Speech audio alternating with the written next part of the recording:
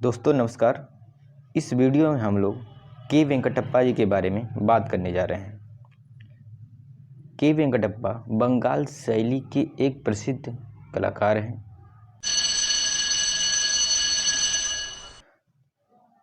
चलिए के वेंकटप्पा जी के बारे में बात करते हैं। तो जैसा कि आप देख रहे हैं, यहाँ है हमारा प्यारा भारत और इसके नीचे साइड में यहाँ पे पड़ता है कर्नाटक।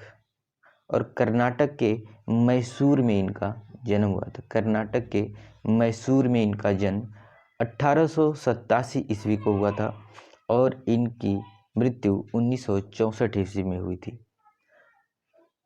इनकी यात्रा के बारे में बात करते हैं, इनकी शिक्षा के बारे में आगे बात करते हैं। तो इनकी शिक्षा कलकत्ता कला विद्यालय से हुई थी और उस समय वहाँ के इनके अध्यापक हो जाएंगे अवनींद्रनाथ टैगोर। तो अवनीनाथ टैगोर इनके गुरु हैं, क्योंकि ये कोलकाता कला विद्यालय में इन्होंने शिक्षा ग्रहण किया था। वहाँ पे इनके समय में कुछ अंग्रेज भी वहाँ पे अध्यापक थे। उसमें से अगर बात किया जाए तो पर्सी ब्राउन भी इनके अध्यापक के रूप में जाने जाएंगे।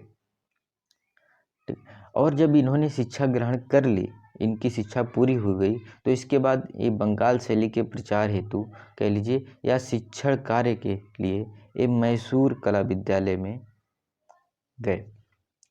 कर्नाटक के मैसूर कला विद्यालय में इन्होंने शिक्षक के रूप में भी कार्य किया है। चलिए और आगे देख लेते हैं।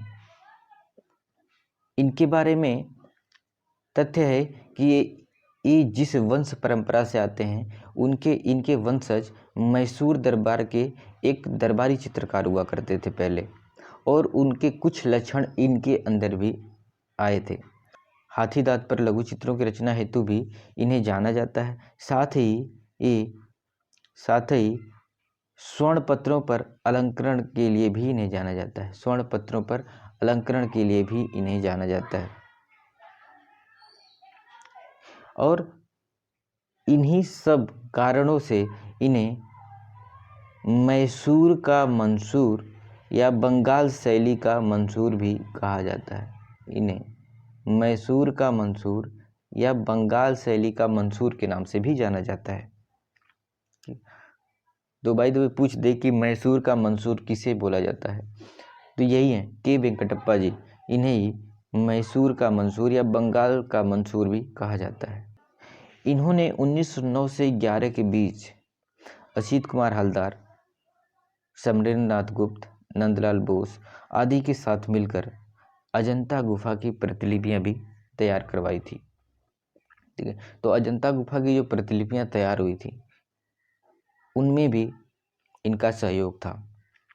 और इनके जो प्रसिद्ध माध्यम रहे हैं, किन किन माध्यमों का प्रयोग करके चित्रण करते थे, तो वो था वॉश, जल रंग और तैल रंग। वॉश भी जल में ही आता है, पर ये अलग से भी जल रंग में कार्य किए हैं। और इनके विषय तो जग जाहिर हैं, ये पौराणिक विषयों पे कार्य किए हैं। इनके विषय में राम सीता पे इन्होंने बहुत सारे चित्र किए हैं। और अगर हमें लगता है कि लगभग राम और सीता या कहें कि रामायण से संबंधित जो कला में पेंटिंग आती है उसमें 70% लगभग चित्र इन्हीं के हैं। और भी कलाकारों ने कार्य किए, पर इन्होंने कुछ ज़्यादा ही कार्य किए हैं। इनके सम्मान में कर्नाटक सरकार ने बेंगलुरु में वेंकटप्पा आर्ट गैलरी का निर्माण भी करवाया है। कब? 1974 ईस्वी में कर्नाटक सरकार ने एक गैलरी का निर्माण करवाया है और वो बेंगलुरु में है।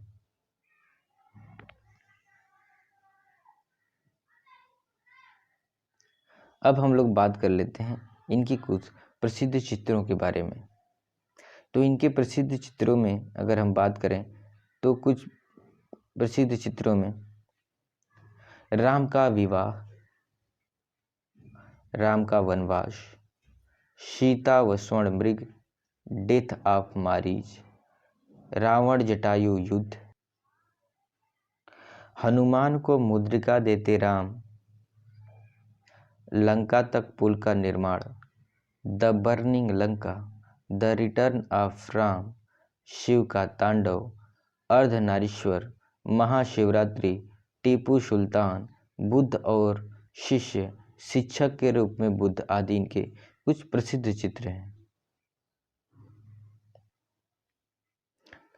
तो ये रहा वेंकटप्पा के बारे में कुछ संक्षिप्त जानकारी। धन्यवाद।